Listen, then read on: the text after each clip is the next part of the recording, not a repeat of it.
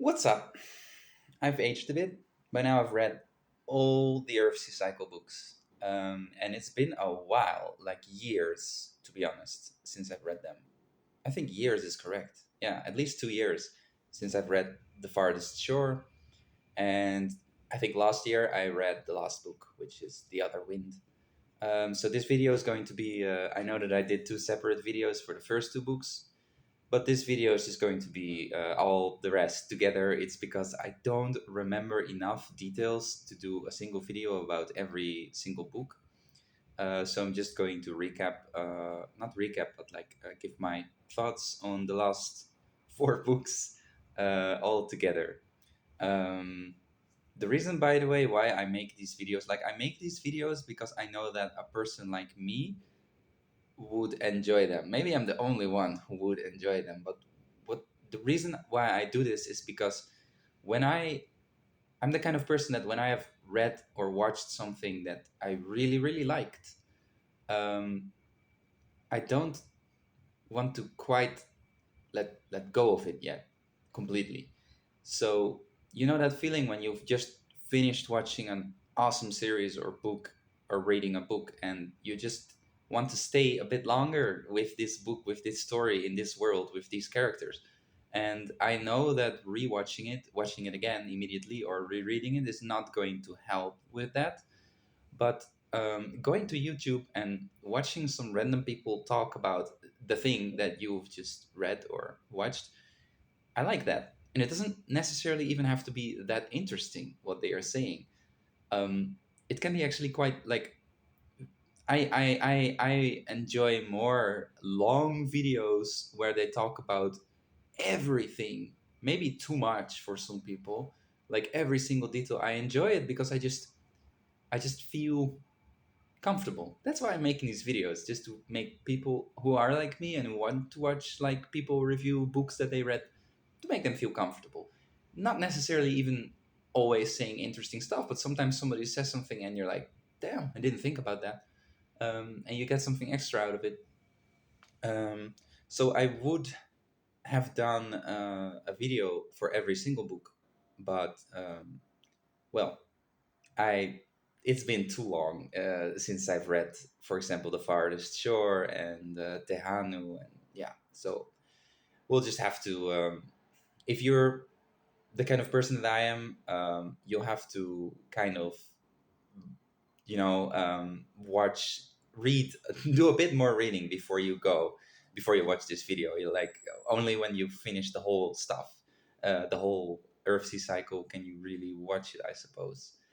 Like if I were me, what am I saying? If I were me, if I had, what I mean is because I am me, but what I mean is if I had just finished reading the third book of the Earthsea cycle, I would already go on the internet and want to see a video about that. So I wouldn't be very happy with this video because I would have to read three more books before I could watch it. So it's not ideal, but I don't really know who's or if anyone is watching this anyway. I'm doing this because it's fun for me, so I don't care. Let's just talk about these books. That's all I want to do. Um, so, well, I already discussed the first two books. Let's go to book three. Book three is kind of like book one. Like book two, the Tombs of Atuan was very different from book one, and I like that. Book three is kind of returning to the kind of style of book one, of like an adventure and some really life lessons thrown in your face, like Ursula just hitting you with the truth as she does, which I really like. She's my favorite author. I have to admit that she is my favorite writer in the world ever, and I love her. I love her so much. Even though I've never known her, of course, and she's already dead. But I have a tendency to really love. That sounds weird. To like, to feel. I don't know how to say this. Like I feel quite connected to a bunch of people who are dead. I feel a connection to Ursula. I feel a connection to, for example, Chopin, the composer. Why? I don't know. Well, I do know, but they are already dead, and it's a bit weird. I know that, but I love her. Anyway, I don't care. She's dead. I don't care. I love her. And she's in my opinion, the greatest author ever. I know that most people wouldn't agree with that, but that's fine. I don't mind. Now that I have my credentials out of the way, I really like Ursula. Yeah. So number three is The Farthest Shore is kind of like book one, but everything is on a bigger scale. Now it's not just about Get and his personal life that he needs to save, but he needs to save basically the whole world, which is fine. Nothing wrong with that. Like one of the best stories of all time, right? Lord of the Rings is about saving the whole world. It's a trope, but it's a good one. There's nothing like, just to be clear, there's nothing wrong with tropes. It's actually better to use tropes than to try doing something like that doesn't make any sense. The best stories, I think, use tropes, but they use them in a good way. And this one does that. The Farthest Shore is really, it's good. It's a little bit different in the sense that um, now Get is old and he's not the main character anymore. So you kind of have a new main character who's a little bit different, doesn't have much of a personality, to be honest, if I'm very honest. He's just like the perfect young man. So I was like not very interested actually in him. I even forgot his name. I know his name was like the word for sword in some language. Is it Aren? I forgot his name. That's how much I don't really care about him. But I cared about Get because I love Get. So when everything is written from his point of view, but whenever Get is there, I'm like, oh, thank God Get is here. Like, I was far more interested in Get than in this new main character. But there's nothing wrong with that. I mean, the main character is just a bit. He could have been a bit more interesting, in my opinion, but he's going to be the king. He's like the perfect guy, and that's it. Like no more, nothing more than that. Um, but yeah, what I liked is that the story is a good adventure. It's actually interesting. You're wondering what is happening, what's going on, like what. It's really mysterious and cool, and at the same time, it kind of alternates between humor. There is some humor there. There is some emotional moments there, which are actually quite cool. And sometimes Ursula just throws these wisdom, these huge amounts of wisdom. Just boom! Suddenly, there's like this two or three sentences where you're like, damn, but that's so true, or like that's so deep, or at least I do that. I have those moments. For example, she had this, if I remember correctly, at some point she says like um, that now he saw Ged's flaws and he could truly love him, because before his love was like admiration, adultation, but without seeing someone's flaws and having compassion, love is untempered and it will not last. And I was like, damn, that's so cool. Like, you need compassion. You need to see the person's flaws to feel compassion with them, because otherwise, love is untempered and it's like a thing that can never last. Wow. That's just one of the things. What I really liked about the book as well was the villain. Actually, I mean, the villain only appears in the last part of the book, but he Get asks him some questions that you're like, so what's the meaning of you? Like, where are you? Who are you? What are you? Where is the truth of you? Because he completely forgot everything about life. He's like, he paid a huge price without even realizing it to get power, and he just forgot that there are other things in life other than power. He got ultimate power, and so Get asks him, what is life? He says power. What is love? Power. Everything is power. And that was kind of interesting, because I do think that the human mind, the way that we are wired, we look for power, we look for success. Success is, in my opinion, a synonym of power. Maybe you disagree, that's fine, but I think success is just a version of power. So we want power and we look for it, and the more we get, the more we want. That's how we are wired. It's biological. It's I'm not saying that there's anything wrong with it? Well, it can harm us and it can harm the world, but it's not your fault. Let's say it's not our fault, but we just want power, and sometimes we just forget that love is not power. Life is also not power. I mean, you could get a lethal disease at any second. Tomorrow you could die. That's without your control. Even if you have security, even if you have $1 million in your bank account or 20 million billion, doesn't matter. You can die tomorrow. So power is not life. But sometimes a lot of people, especially politicians, um, presidents and stuff, they forget that. So I like that dialogue at the end. I also really like the land of the dead and how mysterious this wall is of the. I really like that mythology that she put in there. That is not based on the real world, not based on any real mythology, but just something out of her mind. But you feel that is a mythical layer to it, and I liked it. Kind of reminded me of some stories from Studio Ghibli, where you know it's not based on any real lore, but it means something. Everything means something, and I like that part, the realm of the dead, so to speak. Yeah, that's what I can say about the farthest shore. Then we have after that there is Tehanu, which is very different again. So we have like book one, which is in a certain written in a certain vein, written in a certain way. Then book two, which is completely different. Book three, kind of a throwback to book one, but also in a different way, but just more book one on a bigger scale. And then book four, which is completely different again. And I have to say, book four is very interesting. Um, book four has mostly women characters, point of view characters, and they are living in a completely different world than the men in Earthsea. They have a completely. It's like, is this the same universe? Because obviously the women are dealing with, yeah, misogyny, to be honest, and just the lack of power on their side. Nobody's fighting for them. Nobody's on their side, and they fight for themselves, but they don't have power. Um, yeah, I mean, it's interesting also to see how Get, who was a very wise man at that point, does misses some of that. Like, he just doesn't really realize what's going on with them. And of course there is the girl, so I forgot her name, but her name in the true speech is Tehanu.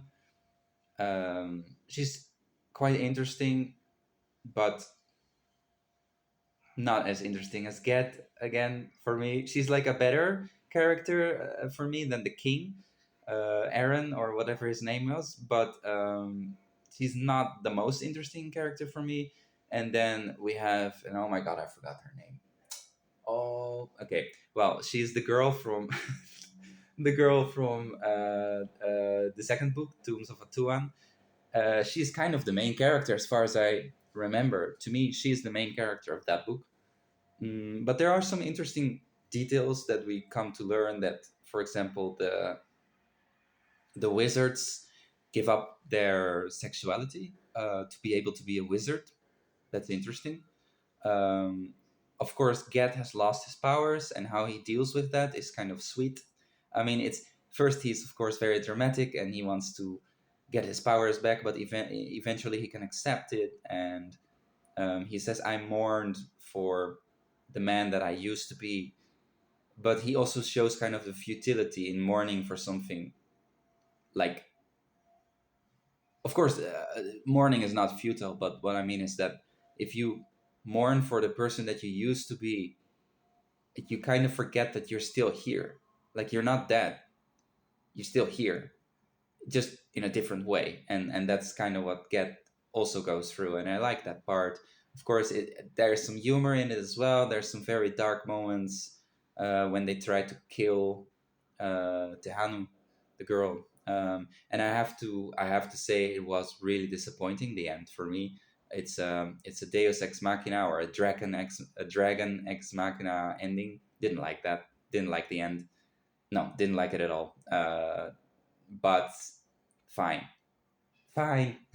I think one thing that I realized is that Ursula writes a lot about power, about the mechanisms of power, people's desire for power, the destructive side of it.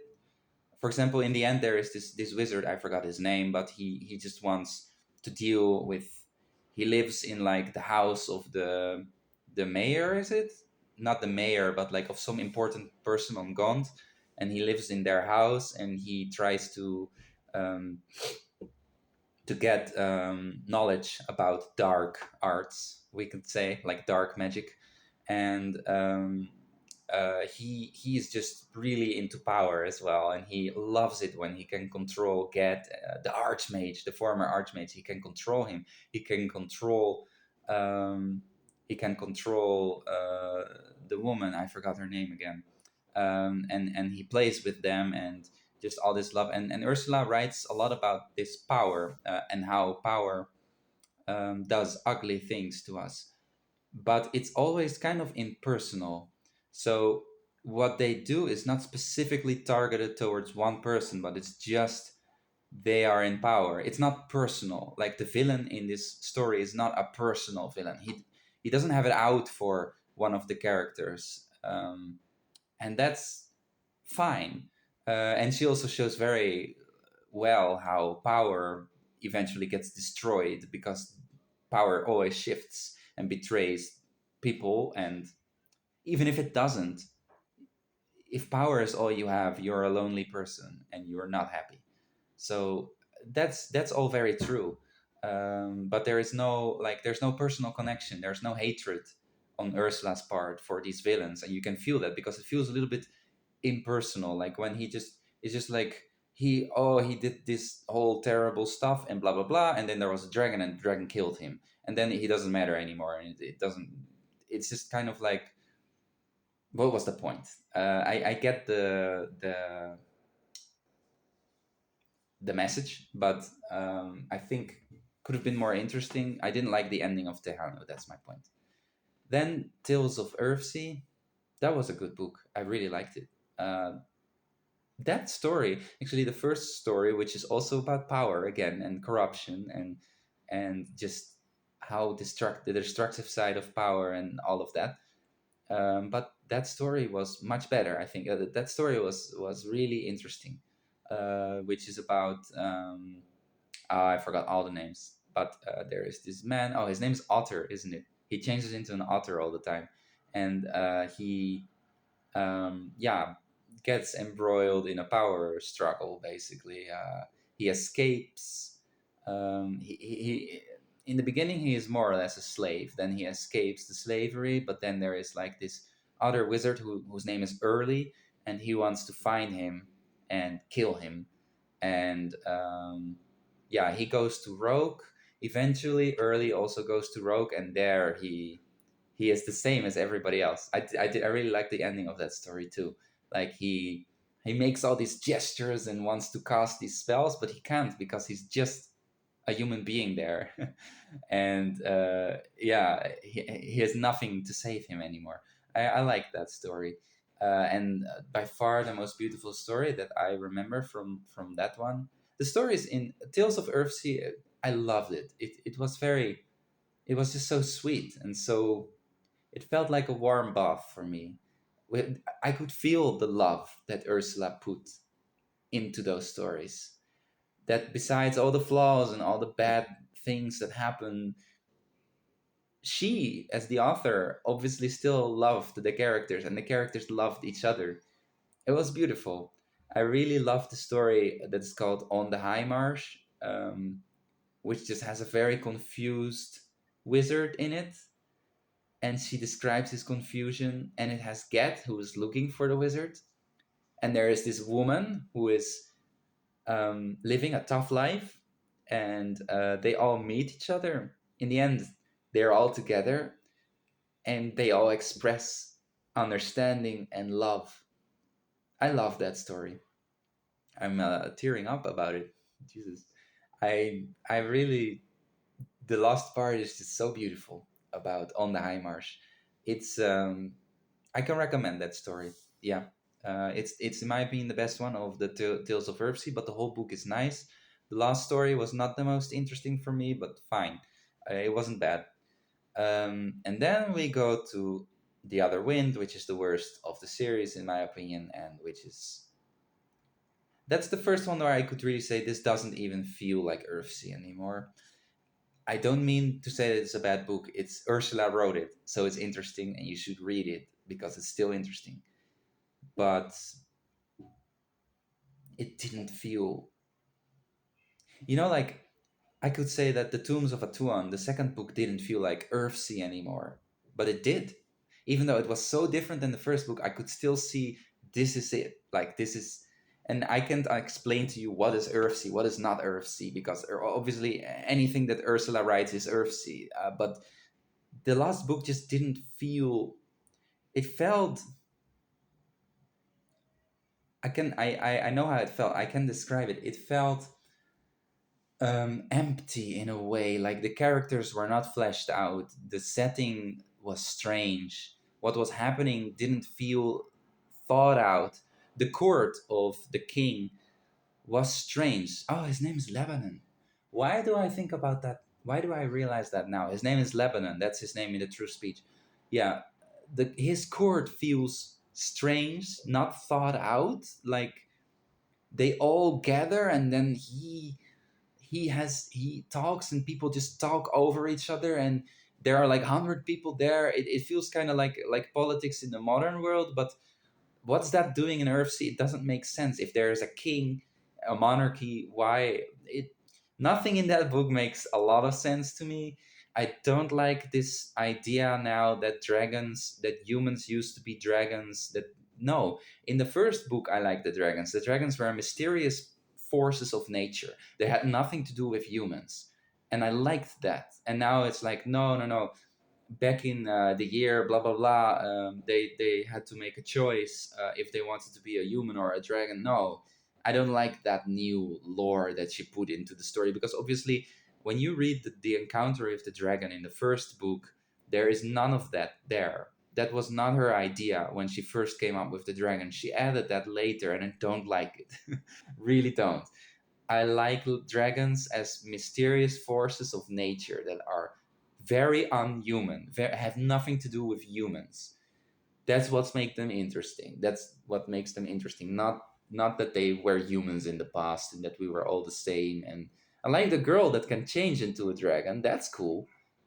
But I don't like the lore. I also don't. What I really hate is how she changed the not changed, but how she basically said, yeah, this very mysterious and cool realm of the dead that I already talked about with the third book, yeah, that was a mistake. That was just like humans' desire to remain immortal, and it's humans' desire to not lose their ego when they die, to not give up who they were and go back to the unmanifested. No, what the fuck? I didn't like that. I liked the mysterious, unexplained underworld that she had created, the lore of that in the first couple books, and now she changed it. And she changed the dragons, and I didn't like that book. No, I didn't like it. Still interesting. The part about this princess from the Kargat princess, that's interesting a bit, although she's a little bit well, it was funny. There was some funny moments with her that she's like always clothed in this red. She looks like a red chimney. Nobody can see her. They call her Ready. They say that one guy says like "Well walked, Ready," which is kind of funny. They kind of like her, the people, but she's a bit annoying at times as well, and she's not my favorite. She's interesting, but ultimately, and she's the most interesting character, except forget in that whole story. It's just not my favorite story. Just not the best one. So overall, my thoughts on the whole. Now that I'm coming to the close of this, the first one is the best one. It's the first time we're introduced. Well, the best one. I can't say the best one. I'm sorry, but what I mean is like the first one was the best experience for me because we were introduced to this new world. Everything was new. Everything was mysterious. Everybody loves Ged. I hope so. He is a very lovable character, in my opinion. Although I did hear that people didn't like the end of the book one. Well, he embraces his own shadow. He tames, not tames, but he acknowledges the shadow by giving it his own name. How can you not like that ending? But okay, that's just me. The first one, yeah, it's I love it, and it's so I love it because it's also new and so different than any other fantasy I've ever read. To be honest, like seriously, I know it has this children's story vibes, but it's so magical. It's so more. It's much more like I think the problem with fantasy is like we have Tolkien, right? And he did something new. He did something that hadn't been done before. He took myths and folk tales and he made it into a huge epic story. Well, actually, that has been done before. Homer did that. Okay, then I should say that he did it in his own way and he did it in an English way. He didn't take the Greek myths, but he took other ones, English ones, Scandinavian ones. So that was something unique for that time, something new. Then 100 other people started doing it and trying it, and blah blah blah. It's not so new anymore right now, but that's what makes it great, in my opinion. And I mean, everything about Tolkien is great, of course. Like the villain is a giant eye, even though in the books he's not literally an eye on a tower. We don't really know who he is or what he is. Well, we do from the Silmarillion, but oh my god, I'm getting caught in a tangent, in a net of tangents upon tangents. But I mean, it's a very interesting story because you've never read anything like that before. Even if you read like the Ilias and the Odyssey from Homer, that has nothing to do with what Tolkien is doing. Before Tolkien, it was like kind of Shakespeare, but he also took like myths, legends, folk tales, but he did very different things with it. He didn't make it on an epic scale. That's my point. Like Tolkien has wars in it and battles and castles, and that was new. Um, of course, another story then is Earthsea, which is new. For me, that was new. It's the first time we have a school of wizards and we have a world made out of islands and everything is just so mythical, magical. You still feel so much elements of folklore and stuff in this world. But it's not on an epic scale. It's about a guy who is scared of nothing but the shadow that is chasing him, that he unleashed upon the world. Oh my God, it's just such a good book. Of course, then book two is very different and it's not new anymore. We know this world now and we get to explore it a bit more, but the novelty is a bit less. So, book one, of course, is the best one for me. Uh, I really liked book three and two as well. Didn't like book four as much. Book five, loved it. Tales of Earthsea is amazing in my opinion. And then the sixth one, yeah, not my thing. So yeah, I think I should just end it there because I I think I've said what I wanted to say. I hope this was enjoyable for people like me who just want to stay a bit longer in these kind of worlds that were created. And remember, book one is so beautiful. You can always reread it. I've reread it like 3 times now. Probably gonna do it again. It always feels for me as if I'm like entering. I feel comfortable. It gives me comfort. I feel the love that Ursula has put into that book, that she feels for the characters, that the characters feel for each other.